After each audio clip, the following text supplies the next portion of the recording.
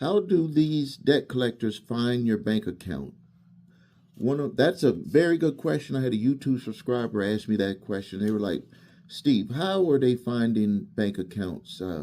I have a judgment, and I don't know if I don't want to be like one of some of the people that you've described in your videos, where they woke up in the morning and their money was either frozen in their bank account or their money was gone out of their bank account.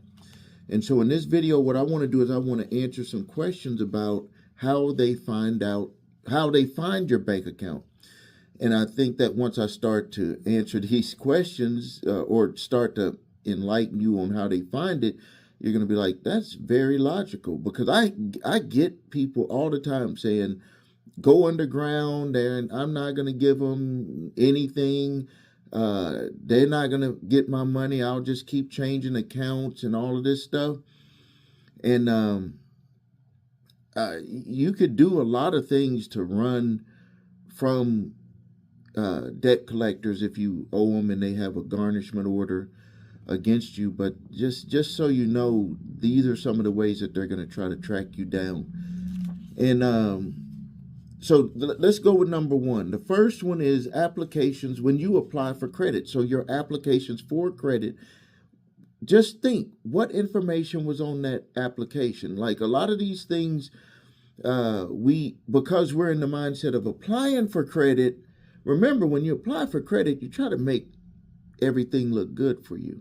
That means that job, income, bank account, like all of these things they're going to want to know. And with the way that credit is being distributed now, a lot of these companies, they want to link to your bank account. Some of these companies are even saying that we won't even do credit checks if we could just do a credit check on your bank account. These fintech companies. So number one, the applications that you utilize to apply for credit, those applications are transferred over to debt collectors. So they will use that information, all of the data that's in there, they'll use that information to try to track you down and look at potentially what banks you're using. Also, real quick, something else that just came to mind. When something happens, this is the crazy thing on how we think as humans.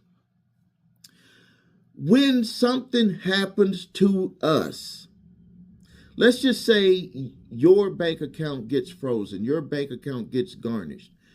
For some reason, it never comes to our mind that they could have failed and had another bank that you had before. We only look at what has happened to us. We never look at what could have, all of the different ups and downs and ducks and dodges that company that was trying to track you down to freeze your bank account or to garnish your bank account, all of the things that they went through. That's a lesson right there, because that's a big part of success too. A lot of people only see success. And for the debt collector to garnish your bank account or to freeze your bank account, that's the success. But nobody ever sees what they had to go through to get to that. So that's a lesson on success. I just wanted to share that with you. The other way that they track you down, and this is very logical, the payments that you made to the original creditor. Did you use a debit card? Did you use a bank where you did those automatic payments?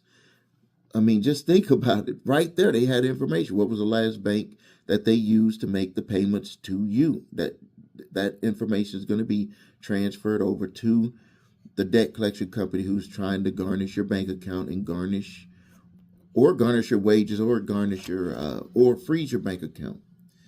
Check systems. What is check systems? Check systems, even if you don't write checks. A lot of people don't write checks. I don't even write personal checks, only write business checks. I don't even have a personal, I have a personal checking account, but I don't have checks for that account.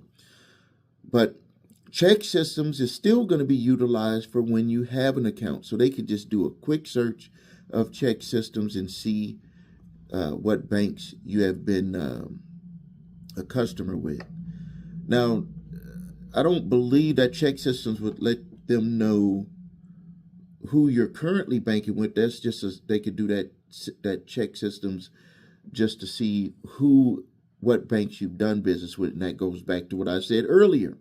Nobody sees the failures that they had to go through to get to the success of garnishing your bank account or freezing your bank account. The next one is a biggie. The next three are biggies. The next three are biggies that most people don't really be thinking about is your credit reports. Now, the credit reports are mainly used to look at a pattern of how you pay your bills. Like, think about it. If your balance is like, this is stuff that I'm telling you about is like, I've never heard any other companies or anyone even talk about this, and I think it's mainly because they're not like deep into the weeds of the things that debt collectors will do to collect money. These are multi-billion-dollar companies, and they're going to do everything to try to find information to be able to collect on the debt. And one way is to do a data search on your credit reports to see if it's even worth coming after you. And once they see, so the next three are going to be used together that I'm going to talk about. So they look at your credit reports to see how you're paying your bills, and that if you're paying your bills.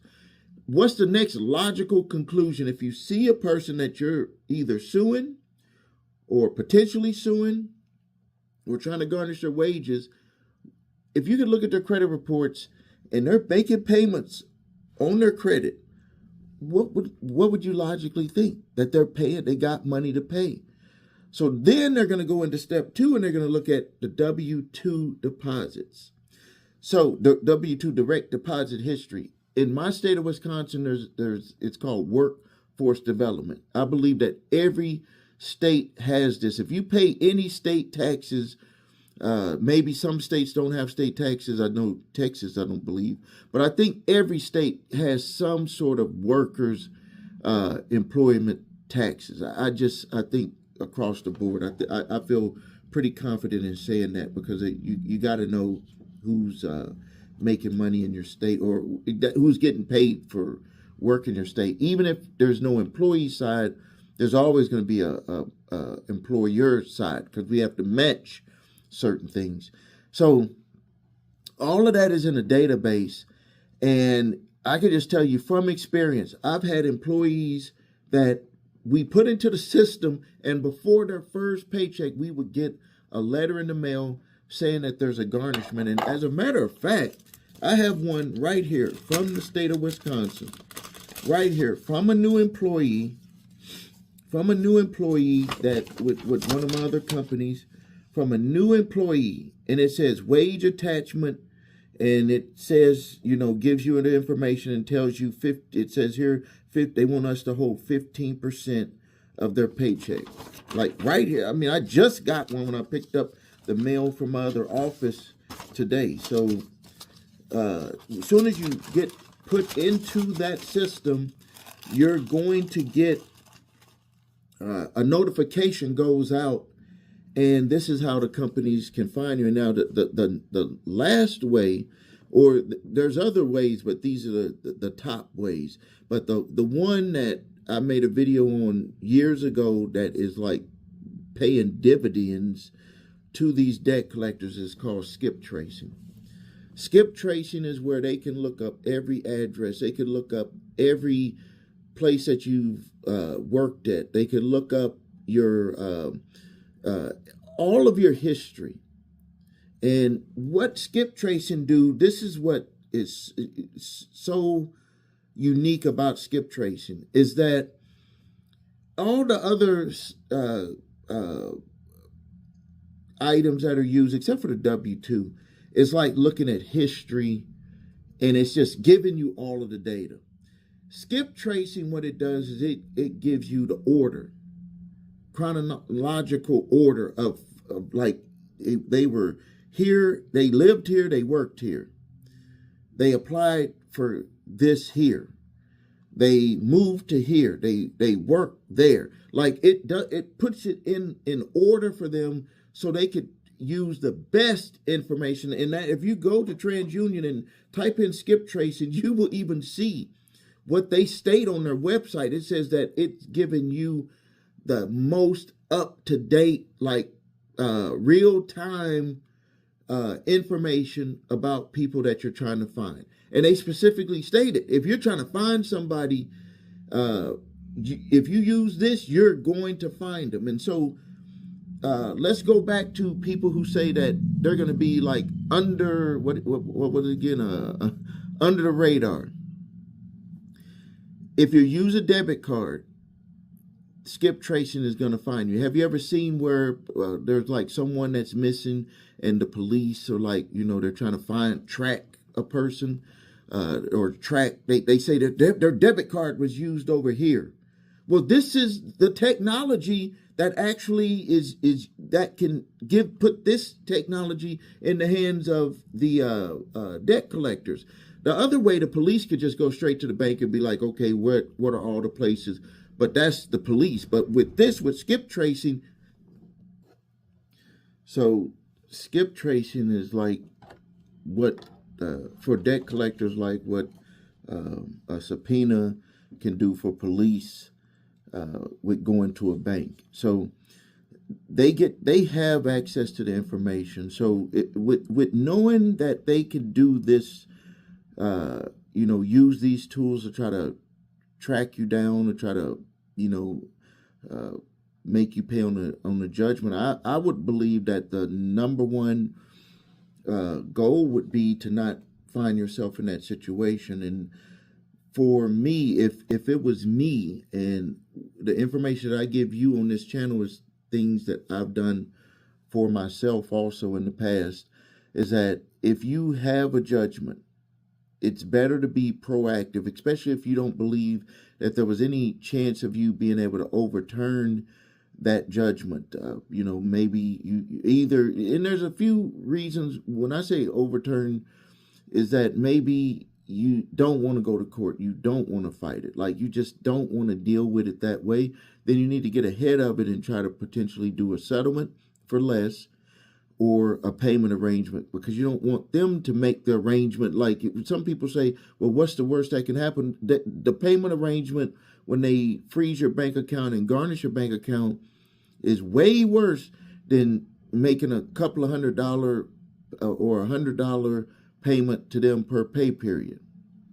Think about it.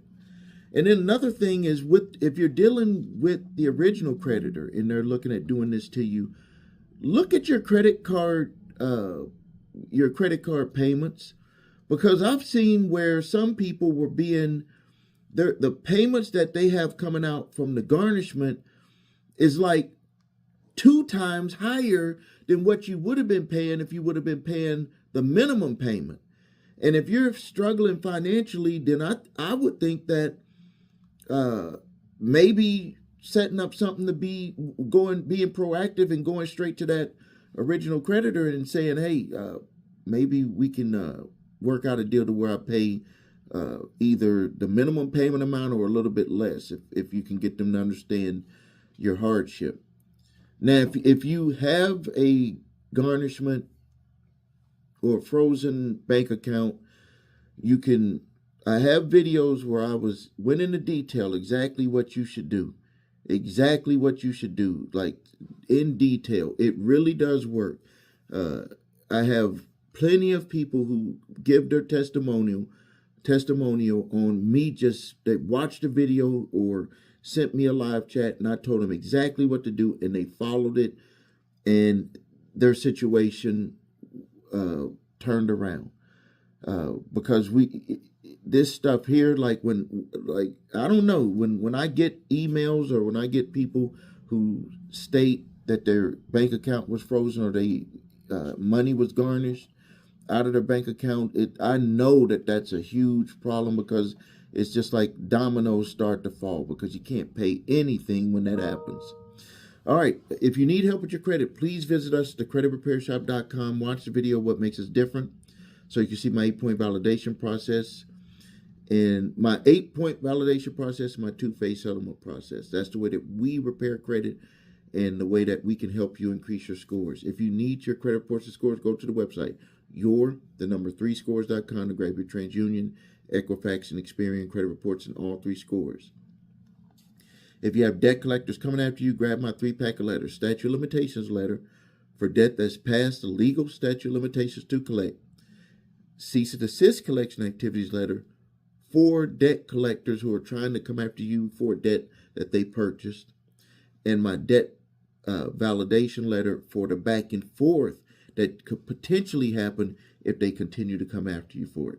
Thank you for your time. Please subscribe to the channel, post your questions and comments. This is Stephen A. Williams, president and founder of thecreditrepairshop.com.